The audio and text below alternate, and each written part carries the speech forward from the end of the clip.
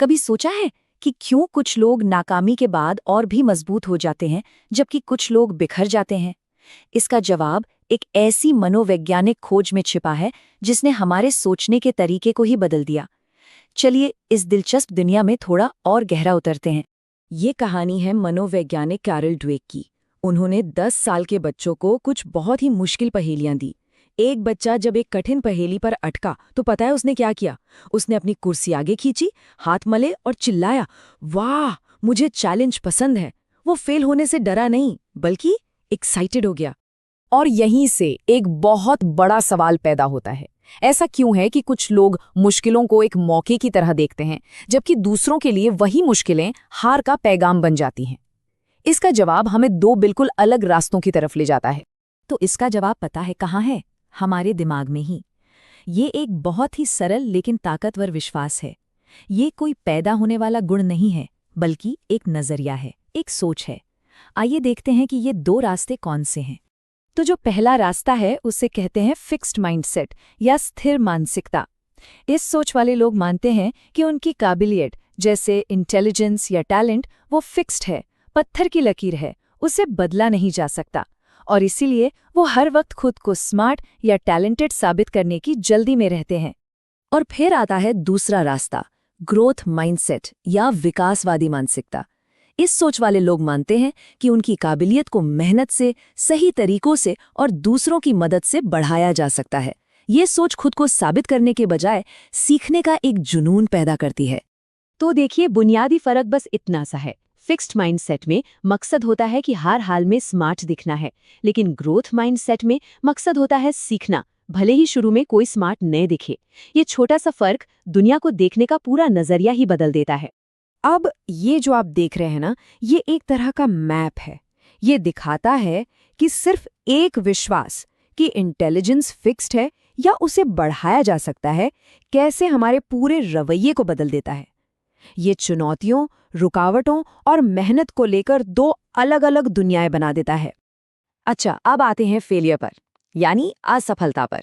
ये एक ऐसा एक्सपीरियंस है जो हम सबको होता है, लेकिन हमारी सोच, हमारा माइंडसेट ही ये तय करता है कि हम इसका मतलब क्या निकालते हैं। जरा सोचिए, किसी का दिन बहुत बुरा जा रहा है। एक जरूरी एग्जाम में ग्रेड अच्छे नहीं आए, फिर पार्किंग का चालान कट गया, और ऊपर से सबसे अच्छे दोस्त ने भी फोन पर ढंग से बात नहीं की। ऐसी सिचुएशन में कोई कैसा महसूस करेगा? और यहीं पर दोनों माइंडसेट का फर्क एकदम शीशे की तरह साफ हो जाता है। फिक्स्ड माइंडसेट वाला इंसान इन घटनाओं को अपनी पहचान से जोड़ लेगा, सोचेगा मैं एक फेलियर हूं। जबकि ग्रोथ माइंडसेट वाला इंसान इसे एक प्रॉब्लम की तरह देखेगा जिसे सुलझाना है। वो सोचेगा मुझे और मेहनत करनी होगी।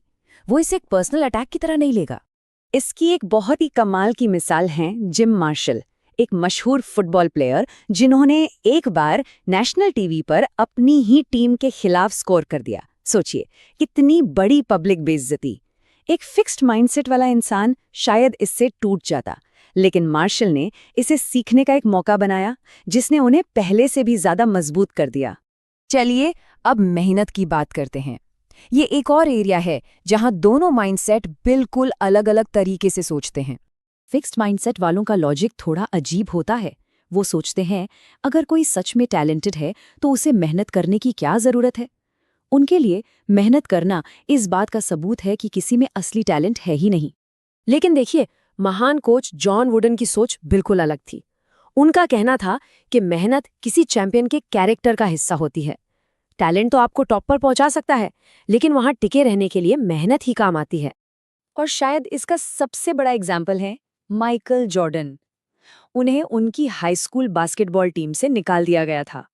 एक फिक्स्ड माइंडसेट वाला होता तो शायद हार मान लेता, लेकिन जॉर्डन ने इसे एक चैलेंज की तरह लिया और अपनी कमियों पर इतनी ज्यादा मेहनत की कि वो दुनिया के महानतम खिलाड़ी बन गए। और ये बात थोड़ी हैरान करने वाली है, लेकिन सच है। कभी-कभी अच्छे इरादों से की गई तारीफ भी किसी की सोच और परफॉर्मेंस पर बुरा असर डाल सकती है। तो हुआ ये कि कैरल ड्वेक ने एक बड़ा ही दिलचस्प एक्सपेरिमेंट किया। उन्होंने बच्चों को कुछ पहेलियां दी।